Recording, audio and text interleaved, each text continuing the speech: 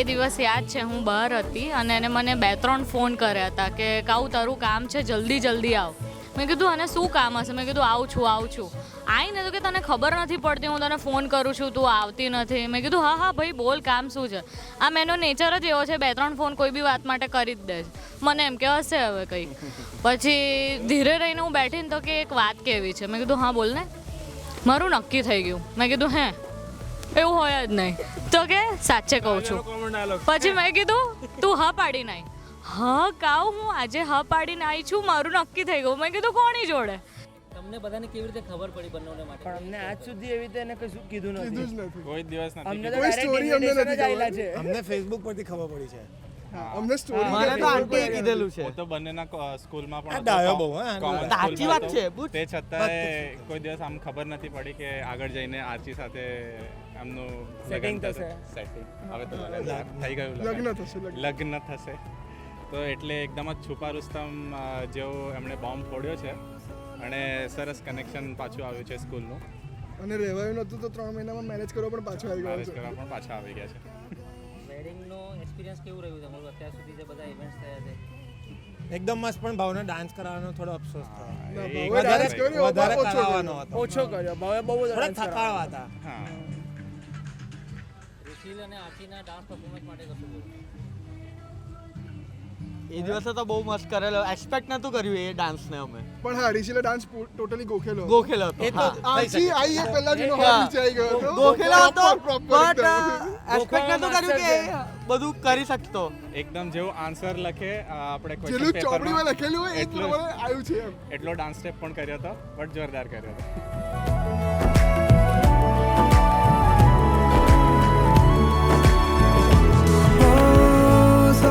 बरस के 2 कदम चौखट के बाहर क्या गए तेरी कुड़माई के दिन आ गए. આ 2-3 ડેઝમાં અમારી સૌથી બેસ્ટ મોમેન્ટ્સ, અમારી સૌથી બેસ્ટ મેમરીઝ જે હતી એ અમે બધા ફ્રેન્ડ્સ ફરીથી આવી રીતે એકબીજા સાથે આટલો ટાઈમ રહ્યા. આફ્ટર 2 or 3 years અમે લોકોએ એકબીજા સાથે આટલો બધો ટાઈમ સ્પેન્ડ કર્યો અને બધી મેમરીઝને રિકોલ કરી અને એટલી બધી નવી મેમરીઝ બનાવી કે હવે લાઈફ ટાઈમ માટે બધી જ વસ્તુ યાદ રહી જશે. So ya this was the best thing and we thank you Archie કે તે અમને આ મોમેન્ટ્સ, મેમરીઝ ક્રિએટ કરવાનો ચાન્સ આપ્યો. डोली तेरी तैयार है. નહીં see I remember first time કે જ્યારે રિશિલ જીજાજીને અમે મળ્યા હતા તો આઈ થિંક એક ડિનર માટે ગયા હતા આપણે. હા, તો એક પોઝિટિવ વાઇબ હતી કે આમ એક મળીએ અને આમ બહુ જ સારું લાગ્યું અમને મળીને. પ્લસ જે રીતે શું કહેવાય કે જે એક ફ્રેન્ડલી નેચર, એક ફ્રેન્ડલી વાઇબ હોય કે આમ એક સામેથી રિસીવ કરે કે ભાઈ બહુ સારા રિલેશન. ત્યારથી આઈ થિંક 3-4 વખત જ મેક્સ અમે મળ્યા હોઈશું, બટ આજે બી લાઈક બ્રધર્સ એકદમ સરસ રિલેશન છે અમારા લોકોના ને એકદમ જ ગ્રુપમાં બધા જ સાથે છે અમે લોકો. જેમ કે આ જે ગ્રુપ છે અહીંયા બેઠું છે, સેમ બધા જ મસ્તી મજાક ને બહુ જ મજા કરી છે અમે લોકો સાથે ફરીને.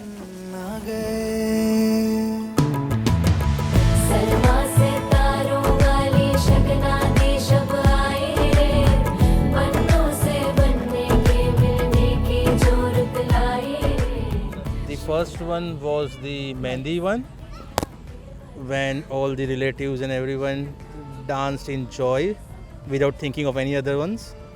The second was the Haldi, entry of Archie, when she came in the car with that power colors.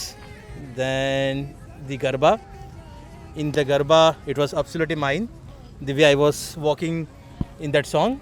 And marriage, the Varmala section with the background music of Ram Ram Hai Raja Ram Sita Ram. And in this reception, everything was really amazing, and thank you to you too, Neeraj bhai. You and your team were really really amazing. Thank you. हमको तुझसे ज्यादा प्यार है, हाथों में चूड़े सज गए तेरे गुड़िया खिलौने कहाँ गए. કહેવા જાઉં તો ઓવરઓલ આખા વેડિંગનું જ વેઇટ કરતી હતી. To plan this wedding was achieving one whole milestone for me, especially for my family and for Rishal and his family. To be a part of his family and to be a part of him is a privilege for me. And બધા જ moments બહુ જ special રહ્યા છે, બહુ જ એટલે બહુ જ. But for me one hell of a special moment was the Varmala, and that the one where Rishal put sindoor in my forehead, that was the most special one for me. And you and your team are fantastic, are fabulous. You have captured each and every emotions, each and every feelings of this whole wedding so precisely and so beautifully. We are thankful to you, Neeraj bhai. Thanks a lot. तेरी कुड़माई के दिन आ गए नी, तेरी कुड़माई के दिन आ गए, तेरी कुड़माई के दिन आ गए नी, तेरी कुड़माई के दिन आ गए.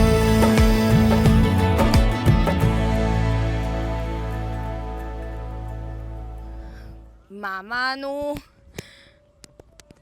કશું પણ કેવું ઓછું છે. મારા માટે મારા મામા મામી, માસા માસી બહુ જ ઇમ્પોર્ટન્ટ રોલ છે. માસા માસી મારા સેકન્ડ મોમ ડેડ છે, એન્ડ મામા નથી, એ મારા ફ્રેન્ડ છે. બધી લાઈફના બધા સ્ટેજ પર મામાએ મને ઓલવેઝ સપોર્ટ કર્યો છે, મોટિવેટ કરી છે. કાલે જ્યારે વિદાય થઈ અને જ્યારે મામા રડ્યા, પહેલી વાર મેં કદાચ મામાના આંખમાં આંસુ જોયા છે. ક્યારે મામા આજ દિન સુધી બાની ડેથ થયા પછી કદાચ મેં એમને પહેલી વાર મામાને રડતા જોયા છે. અને એ પણ yes, I miss my grandparents a lot. એ લોકો મામા મામી બંને જણા જે એ લોકોએ આ વેડિંગને આટલું ગ્રાન્ડ અને સક્સેસફુલ થવા માટે કર્યું છે ને, એ મારા મામા મામી, માસા માસી એન્ડ મારી 2 સોલમેટ્સ, મારી સિસ્ટર્સ છે.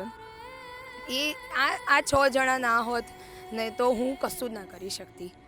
મને આટલી બધી હેલ્પ કરી છે, આટલી બધી સપોર્ટ કરી છે.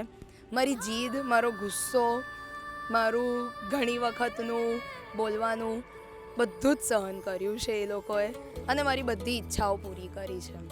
હું ઘરની પહેલી છોકરી છું, એટલે એ લોકોની સૌથી લાડલી છું. એટલે વિદા કરવી એ લોકો માટે સૌથી અઘરું હતું, બધા માટે, ઘરમાં બધા માટે. અને એ લોકો કોઈક વખત છે ને મારી માટે કરીને એ લોકો હેન્ડીકેપ થઈ ગયા છે મને લઈને. બધા જ એ લોકોને કંઈક વસ્તુઓ માટે હોય છે કે ના આર્ચી જોઈએ, સ્પેશિયલી મારા મોમને, કે બસ આર્ચી હોવી જોઈએ આજુબાજુમાં. That's for them, and I love them a lot, and I will miss all of them. मेरे दिन खुशी से झूमे गाए रातें, पल पल मुझे डुबाए जाते जाते. अब बाबरा हुआ मन, जग પહેલી જોઈ સૌથી પહેલાં ઘરમાં કહેવાય કે પહેલું બાળક આવે એનું ઇમ્પોર્ટન્સ સૌથી વધારે હોય. મારી લાઈફમાં કાવ્યા તો આવી જ, એ તો માં જ દીકરી છે એટલે આવવાની જ, પણ એની પહેલાં મારા લાઈફમાં આર્ચી આવી હતી. આર્ચીનો જે દિવસે જન્મ થયો એ દિવસે કદાચ સૌથી વધારે ખુશી મને હતી. એને કદાચ કોઈએ જ એટલી સાચવી નહીં હોય, કોઈની સાથે રહી નહીં હોય.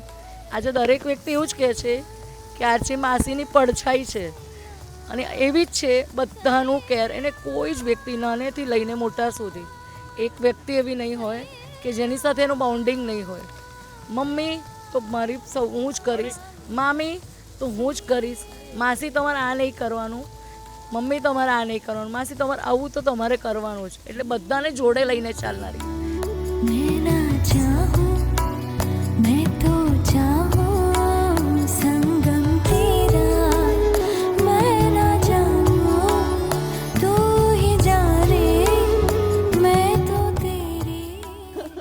આર્ચી જ્યારે બોર્ન થઈ હતી ને તો આઈ વોઝ ઇન 8th સ્ટાન્ડર્ડમાં હતો અને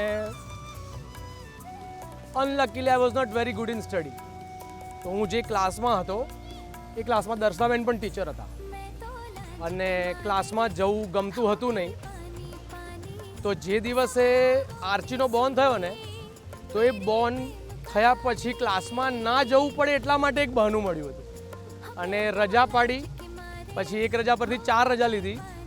મારા બેને 4 દિવસ પછી પણ મને એના માટે ખખડાયો હતો. તો એ રીઝન પણ હતી કે આર્ચીના બોર્ન થવાની ખુશીમાં રજા પણ મળી હતી. મારા ઘરે 7th સ્ટાન્ડર્ડ સુધી રહી છે. મારી મમ્મી જોડે બહુ સારું એનું ટ્યુનિંગ રહ્યું છે. નાનપણથી મોટી થઈ છે.